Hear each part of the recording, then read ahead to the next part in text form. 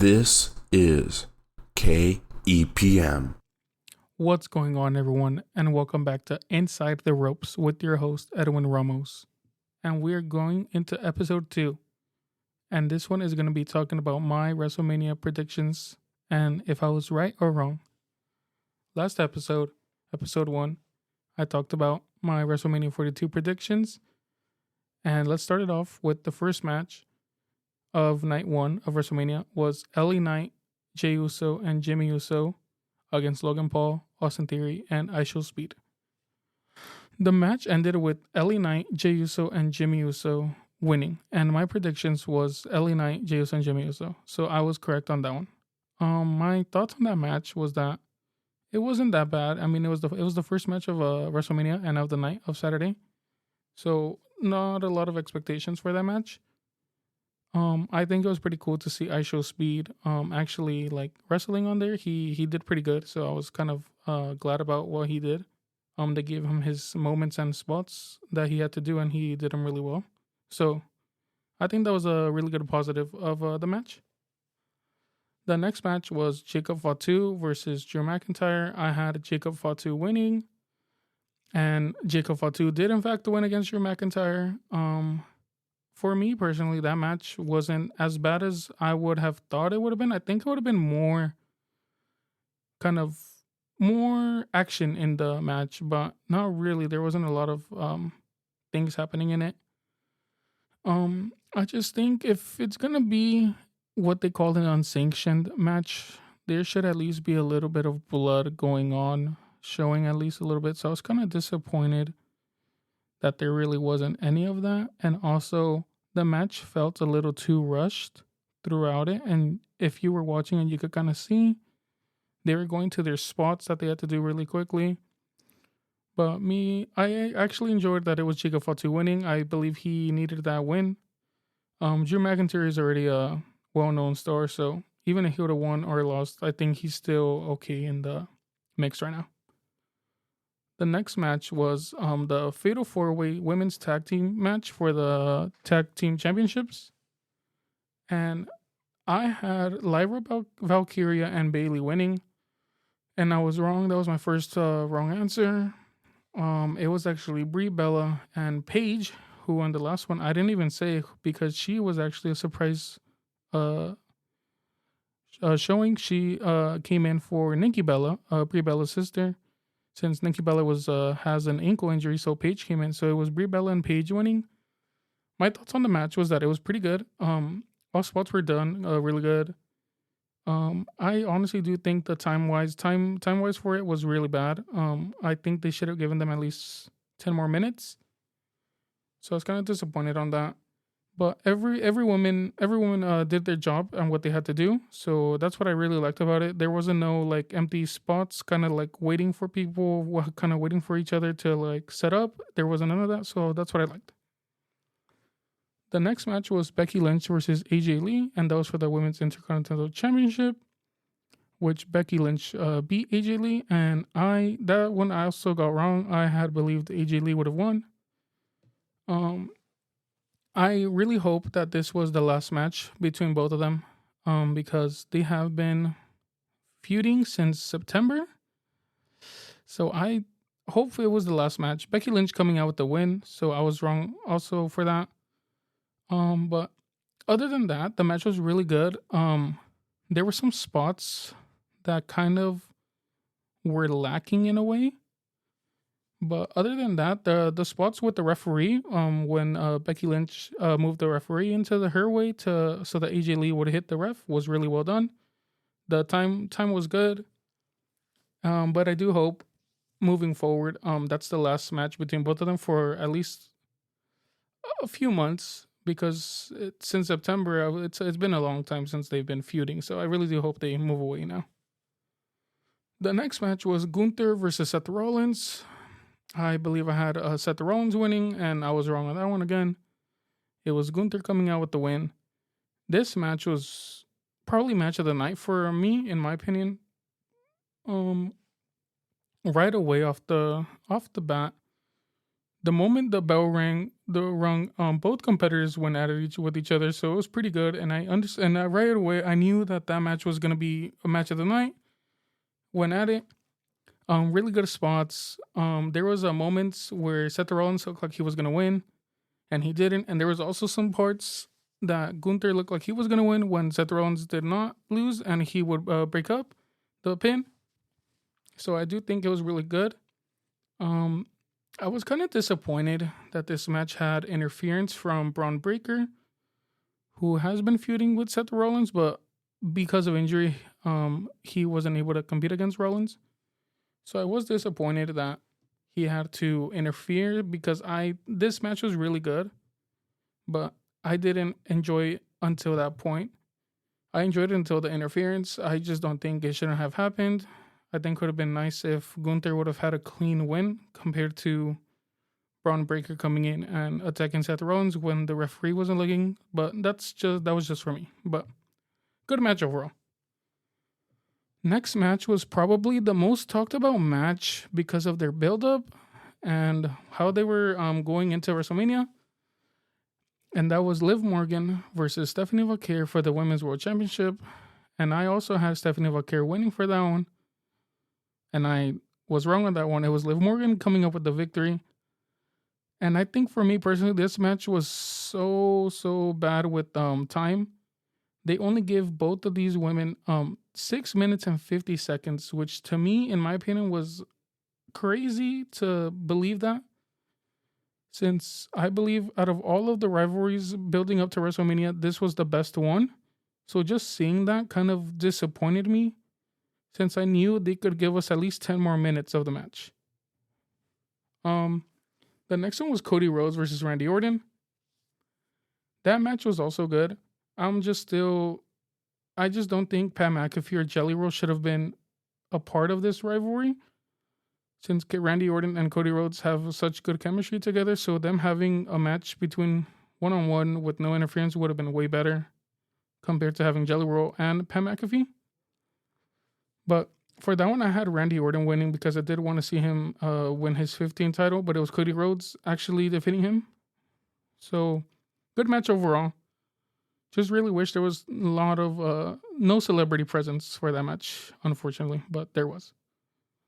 So that was for WrestleMania Night 1 on Saturday. WrestleMania 42 Night 2, the first match was Obafemi defeating Brock Lesnar in the first match. Great match. I mean, it was a typical 5-6 minute match for Brock Lesnar. This being Obafemi's first ever WrestleMania, he looked like a natural out there, so it was pretty cool to see. It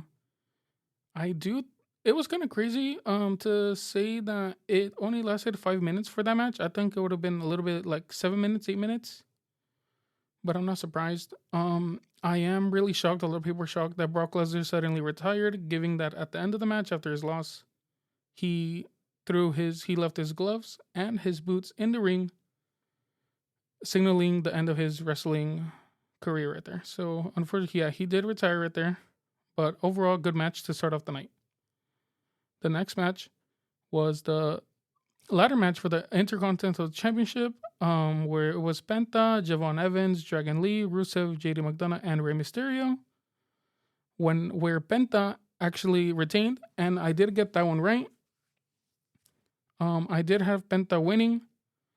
So overall, really good match. That match, to me, in my opinion, was really, really, really well done with every superstar's time. They had their moment, each superstar. I think, in my opinion, the superstar of the match, wrestler of the match, the MVP, was JD McDonough. He took a lot of bumps, and he was still getting enough opportunities where it seemed that he was going to win. So I did enjoy that they were giving him his time to shine. But I am glad Penta won, since his reign just began, I don't even think, like 2 months ago. So I'm kind of glad that it's good like this already. So going forward, it was a nice match. Next match was Trick Williams versus Sami Zayn for the United States Championship, where Trick Williams did defeat Sami Zayn to become the new United States Championship. I did have Trick Williams winning this one, so I am really glad that I got that prediction right. This match was, in my opinion, a little short compared to other ones. That's what I'm disappointed in. I think all of the matches, a lot of people say that the one thing that disappointed all of them was that they were too short time wise. So and I do agree with that. But going back to the match, really, really good match overall. I did like that at least Lil Yachty, he was a part of Trick Williams' corner. He did do his spots good. He looked like a good, like a natural actually out there, just being like a manager of like a manager type for Trick Williams. It was really nice to see. Good match overall. Sami Zayn showing that he still has it. Trick Williams being in his first WrestleMania match, winning his first United States Championship right there at WrestleMania. So it was really nice to see right there.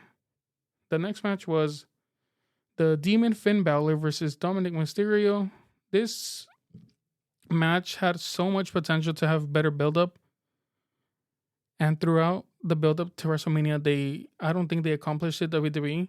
So it's kind of unfortunate for that because I feel like a lot of people's uh, momentum of having this match being their match of the night kind of died down because of the build up. But I did choose Finn Balor to win, and I was right. I am really glad. I'm a huge Finn Balor fan, so I was really happy that he won against Dominic Mysterio. Hopefully, they do a lot more things now with Finn Balor and also Dominic Mysterio. Even though Dominic's younger, this loss won't kind of affect them because he still has a lot of years to go for him.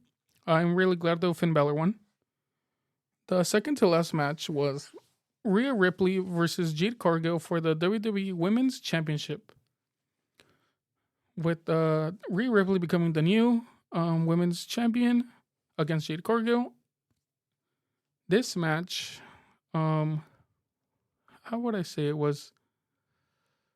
It didn't live up to the hype, but it showed that Jade Cargill has a lot of potential still to wrestle, which I did enjoy to see. It also showed that Rhea Ripley's a natural, will always be a natural, giving whatever she has, whoever she has to work with. So I was kind of glad to see that. But overall, the match was really good. There was time for other wrestlers in their groups to shine, so I was I was really glad for them to at least have their time to be showcased at the greatest show of WrestleMania. So that was pretty cool. And I do hope to see what happens with Rhea Ripley since she's now going to be moving on to Friday Night SmackDown, and her tag team partner Io Sky would be on Raw. So I want to see what they're going to do with those two now. And the last match was the main event. And that was Roman Reigns against CM Punk, and that was for the World Heavyweight Championship match. This match was match of the night for me, in my opinion.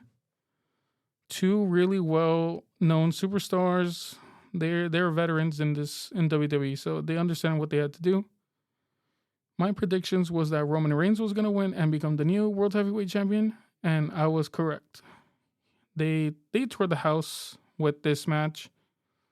In the years that I've watched wrestling, I think this was one of the greatest WrestleMania main events of all time. Given others are up there, but recent time, this match is really, it could be up there for one of the best, one of the greatest WrestleMania main events of all time.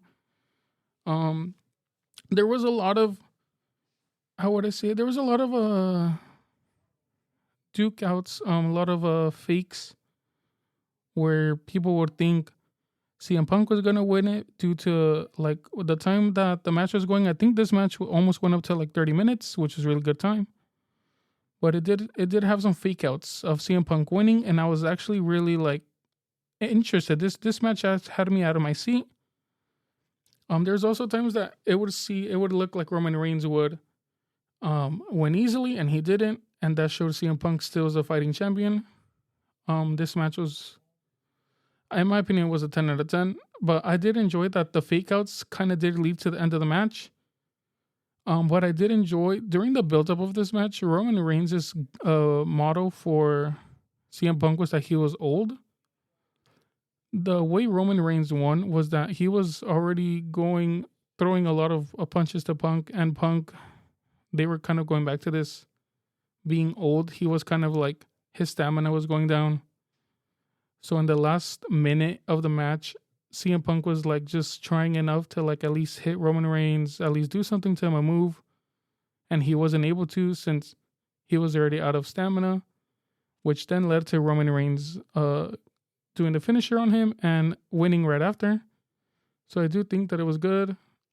And that was the predictions. I did get more than half correct. I'm really glad with that. That means I'm still good at this.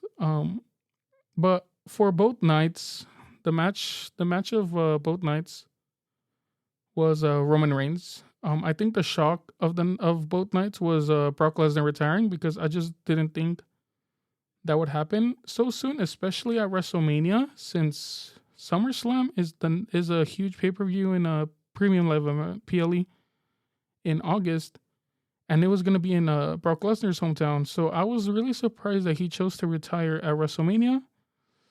I don't really believe he's retired. I do believe they're going to make him come back for one last match, and that's going to be at SummerSlam. So it'd be interesting to see who they have him go up against. And if it is his last match ever that was at WrestleMania, then I'm really glad the way he went out like that. But I would be really interested for him to have one more, and that would be at Minneapolis, Minnesota for SummerSlam in his hometown. But other than that, both WrestleManias did really good. I would have chose to instead gone with WrestleMania 42 Night 2 on Sunday. I believe that was the better matches and better overall performance of all the wrestlers compared to Night 1. You could kind of tell, if in a way, if you did see it, you could tell that Night 1 was, if it was ran by someone else, and Night 2 was ran by like WWE. The first night was kind of run more corporate. The second night was more like wrestling wise. And I did enjoy that. But we'll see you in the next episode. This has been Edwin Ramos with Inside the Ropes.